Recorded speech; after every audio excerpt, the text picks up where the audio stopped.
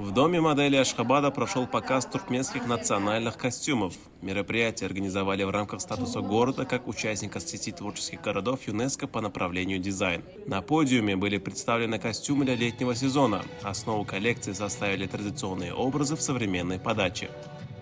Qadim keştelerden kurtoğulçuk, tevbent, gulyaydı, içiyana yani keşteleri bir ağlak geçenmede bugün konu eyen hadir kadama övüşgünü bilen dürlü övüşgünlerin kayratini bilen dürlü naqşlar salmak bilen hadir dürlü libaslarımız Türkmenin gelin giydilerinin bezevi Türkmenin gelin giydilerinin toyları giyen acayip bir eser bolup duruyor. Şeýle acayip milli gymmatlıklarymyza uly sarpa goýan gahrymanlar arkadaly gahryman serdarymyza köp sag bolsun aýdýarys. Türkmen halkyny bagwaktyň goýunyna ýaşadýan Türkmen sunugatyny, Türkmen medeniýetini dünýäge ýaýmakda uly mümkinçilikler döredýän gahryman arkadaly gahryman serdarymyzyň janlary sag bolsun, ömürleri uzak bolsun.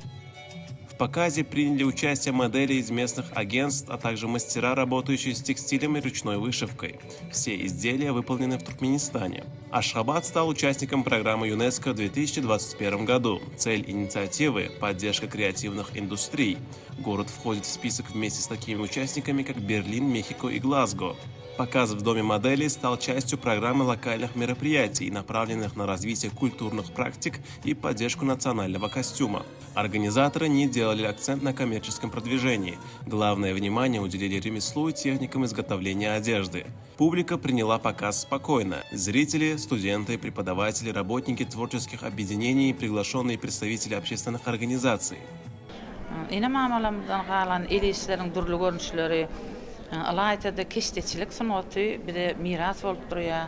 Bu barada milletimizin nusgalyk käbesi oglawat enemizin özüniň Türkmenistanyň medeniýet merkeziniň döwlet muzeýine goýulan içýan agazly kurtösiniň goýulmagy bulan bolsa bir denanlara nusgalyk mektep bolup durýar. Bir keşteçilik merkeziniň geňeş agdalary bolup öz tasdiklanan mailnamamyza laýyklykda döwlet muzeýine gidip geçte edilen kurtäni öz agdalarymyzda görkezip durýar. Hemem şondan öwrenip durýar.